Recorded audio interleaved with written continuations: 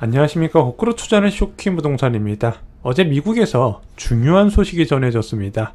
바로 제임스 블러드 세인트루이스 연은 총재 발언 때문인데요. 이거 부동산 시장에 굉장히 큰 위협으로 다가오게 될 겁니다. 영상 전에 구독과 알람 설정 부탁드리겠습니다. 자, 먼저 제임스 블러드 총재의 발언이 무엇인지부터 좀 살펴볼게요.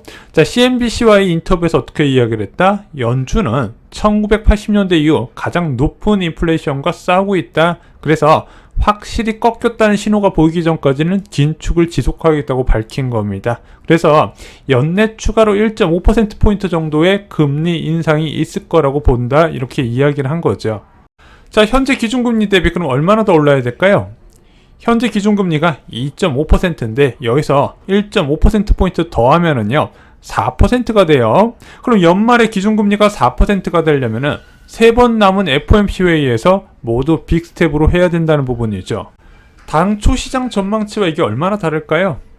원래 전망은 연말에 한 3.5% 정도 될 거라고 봤어요. 그래서 9월에 0.5%포인트 그리고 11월, 12월에 0.25%포인트씩 올라갈 건 게 시장의 컨센서스였습니다. 그런데 변경 전망으로 연말에 3.5%가 아니라 4%가 돼야 되네? 그럼 9월, 11월, 12월 모두 다 0.5%포인트씩 올릴 수밖에 없다는 부분, 이거 굉장히 급격한 속도거든요.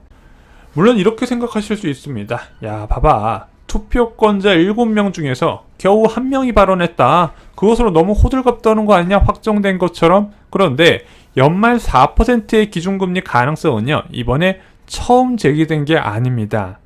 자, 일반적으로 고물가 상황에서 급격히 통화정책을 세워야 될 경우에 정책 담당자는 고민하게 돼 있어요. 현재 저금리인데 지금 인플레이션이 너무 심해서 빨리 급격히 올릴 필요성이 있습니다. 그러면은 어떻게 하면 시장에 충격을 줄까 고민을 하게 되겠죠. 예를 들어 기준금리가 1.5% 상황이에요. 근데 연말까지 한 7, 8개월 남았는데 연말에 4%까지 올릴 거예요. 이렇게 말하면 당연히 시장이 충격을 받겠죠. 그래서 시장이 충격을 받지 않게 어느 정도 시장에 힌트를 주면서 접근을 하게 됩니다.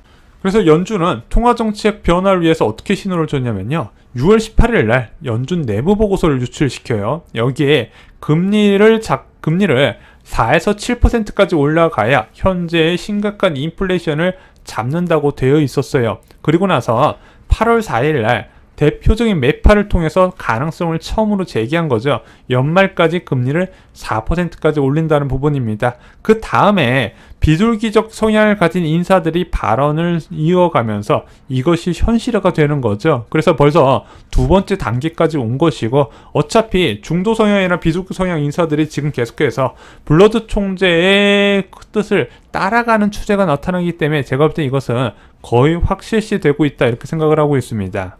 이미 다른 지역 연은 총재들이 비슷한 발언을 했습니다. 시카고 연은 총재 9월에 빅스텝 금리 인상 적절 자이언트 스텝인 75bp에 올릴 수도 있다, 이렇게 언급을 했습니다. 그리고 나서 9월달에 빅스텝 이후에 내년 상반기까지 25bp씩 추가 인상을 한다. 그럼 내년 상반기까지 올리면 금리가 4%를 훌쩍 넘어버리잖아요. 또한 샌프란시스코 연은 총재도 인플레 싸움 갈 길 멀어. 그래서 시장에서 나오고 있는 내년의 금리 인하 기대감을 일축을 해버렸어요. 인플레이션이 거의 끝났다는 것, 근처에도 가지 않았다, 갈 길이 멀고 우리는 그것이 잡힐 때까지 금리를 올리겠다고 밝힌 부분이죠. 그리고 뒤이어서 블러드 총재가 연내 4% 이야기를 하니까 이게 현실감 있게 다가오게 되는 겁니다. 자, 또한 제임스 블러드 총재는 덧붙였어요. 전반적인 물가 지표가 내려갔다는 확실한 지표를 보여줘야 된다. 그러면은 확연히 낮아진 물가 지표 플러스 그것의 지속성을 보여야 된다거든요. 그러면서 상당 기간 높은 금리 수준이 유지될 것이라는 걸 언급을 했어요. 대한민국 부동산 시장은요, 이미 부동산 시장의 위태로울 수준까지 금리는 올라갔어요. 이제 관건은 이렇게 높은 수준의 금리가 언제까지 유지되냐가 중요한데, 그 유지 가능성에 대해서 제임스 블러드 총재도 언급을 했습니다. 미국에서 안 내리는데 대한민국이 혼자 단독적으로 낮추긴 쉽지 않거든요. 그래서 아마 이번 연말에 금리가 굉장히 높은 수준으로 올라가고 그것이 어느 정도 일정 기간 유지될 가능성, 그것이 부동산 시장 하락을 가속시킬 가능성 충분히 있다고 말씀을 드려봤습니다. 자, 왜 블러드 총재의 발언이 중요했을까요? 이제 부동산 시장과 연관시켜서 말씀을 드려보겠습니다. 자, 미국의 통화정책은요, 한국의 통화정책 변화를 불러요. 그리고 아파트 시장에도 큰 영향을 주게 된다는 거죠. 자, 우리가 알고 있는 연말 기준금리 수준은요, 3%였습니다. 한국은행에서는 2.75%에서 3% 수준이 합리적이라고 이야기를 해왔어요. 물가 불안에 따른 인상이었다는 부분입니다. 그런데 기준금리를 산정할 때요, 내부 요인, 국내 성장세나 또는 물가 지표 말고도요, 외부 요인이 반영되는 경우가 있어요. 바로 미국의 금리 인상이죠. 일반적으로 미국이 금리 올린다고 대한민국이 기계적으로 따라가진 않습니다. 미국보다 대한민국이 항상 높은 금리 수준을 유지해야 되는 것도 아니에요. 하지만 역전을 과거에도 허용했지만 일반적으로 그 최대 허용치가 0.75%포인트로 인식이 되어 있다는 거죠. 그 이상 벌어질 가능성이 있으면 한국은행에서 자본 유출 방지에 나선다는 부분입니다. 그래서 나타난 게 2018년 11월에 기준금리를 인상했던 부분이에요. 왜? 내부 요인은 충족은 되지 않았지만 미국에서 금리를 지속적으로 올리다 보니까 1%포인트 금리 차이는 부담스럽다 해서 금리를 올렸었죠. 그래서 밤사이 한국의 기준금리 전망이 바뀌는 것입니다. 실제 미국 금리가 4%에 도달을 하게 된다며 한국 연말금리가 3.25%로 상향 조정이 돼요. 또는 연말에 3%를 찍고 내년 1분기에 추가 인상이 된다는 거죠. 그런데 어떤 시나리오를 가든 일단 남은 3번의 금통위에 금리 인상은 확정이 됐다는 거예요. 8월 25일, 10월 12일, 11월 24일 날 통화정책 방향 결정회의가 있는데 이때 무조건 0.25%포인트씩 올릴 수 있고, 예를 들어 미국의 금리를 4% 맞춰서 자본 유출 우려가 있을 경우에는 추가로 빅스텝을 단행할 수도 있다는 부분이 있죠. 그럼 이런 식으로 금리를요, 수시로 올리게 되잖아요. 지금도 부담스러운데 또 올리고 또 올리고 또 올리고 계속해서 부동산 시장에 하락 압력을 가속시킨다는 겁니다. 대한민국 부동산 시장은 단기 금리와 연계되어 있고 이 단기 금리는 어쩔 수 없이 정책 금리와 연계되어 있는데 정책 금리 변화는 공급 증가, 수요 감소를 부른다 말씀드렸습니다. 그러면은 이 사태가 언제까지 이어진다? 겨울 입주 대란 충격이 더 커지는 시기까지 이어진다는 거죠. 그런데 여러분들 주목하셔야 되는 게 있습니다. 어제 미국의 통화정책 경로가 변경됐습니다. 그런데 미국 증시는 오히려 큰 폭으로 상승했어요. 나스닥은 무려 2.59%까지 올라갔습니다. 그동안에 긴축의 긴자만 나와도 급락했던 나스닥과 전혀 다른 움직임이죠. 시장의 전망치보다 더 높은 금리 상승 이야기를 했음에도 불구하고 나스닥이 급등하고 미국 빅스 지수, 변동성 지수가 크게 낮아졌다는 부분이죠. 왜 그럴까요? 기존 종목보다 훨씬 강한 금리 인상 스탠스가 나왔거든요.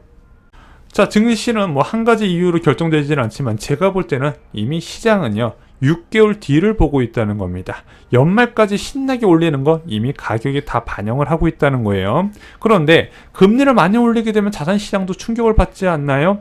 많이 올리겠긴 하겠지만 그만큼 올리는 만큼 전환도 빠를 거라고 기대를 하는 부분이죠. 물론 제임스 블러드 총재가 그 부분에 대해서 오랜 기간 유지될 거라고 이야기했지만 솔직히 내년 지표란, 내년 금리 전망이라는 거는 내년 경제 지표 나와 봐야 알거든요. 그런데 제가 과거의 연준의 스탠스를 볼 때, 그리고 한국의 통화당국의 스탠스를 볼 때는 의외로 고금리를 오랫동안 유지하지 못하는 특성을 보여왔습니다. 그래서 쇼킹부동산도 개인적으로 이번 하락기 매수 기회는 2023년부터 2024년 초로 권해드리고 있다는 거죠. 지금 나온 연준 인사들의 발언에도 불구하고 이 부분은 변하지 않을 것 같습니다. 여러분들 진짜 내년에 곡소리 날 것 같거든요. 지금 금리 인상 충격 잘 몰라요. 근데 이게 내년에 한꺼번에 나오면서 곡소리가 쏟아진다는 부분입니다.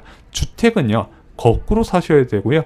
남들이 공포에 쌓였을 때 사셔야 된다. 그래야 저렴하게 살 수 있고 기회가 된다는 부분입니다. 물론 여러분들이 사시고 나서 더 하락할 가능성도 있지만 집이라는 거는 올라도 내 집이고 떨어져도 내 집입니다. 나보다 비싸게 산 사람들 생각하면서 적극적으로 투자하시면 된다는 부분이죠. 나는 기존 주택 매수가 너무 무서운데요. 현재 가장 똑똑한 내 집 마련 방법을 사용하시면 됩니다. 바로 긴축상에서 존재하는 로또 분양 주변 시세 대비 워낙 저렴하게 공급하다 보니까 주택가격 폭락해도 이익을 볼 수 있는 분양이 있죠. 대표적으로 민간택지 분양가 상한제 적용 아파트와 공공택지 등이 있습니다. 이와 관련된 공급 정보와 당첨 꿀팁 저희가 쇼킹 부동산 2 청약가부에 총정리해 주었습니다. 여전히 청약으로 인생이 달라질 수 있다는 거 잊지 마시고요. 이상으로 영상 마치겠습니다. 좋아요, 구독, 공유 꼭 부탁드립니다. 감사합니다.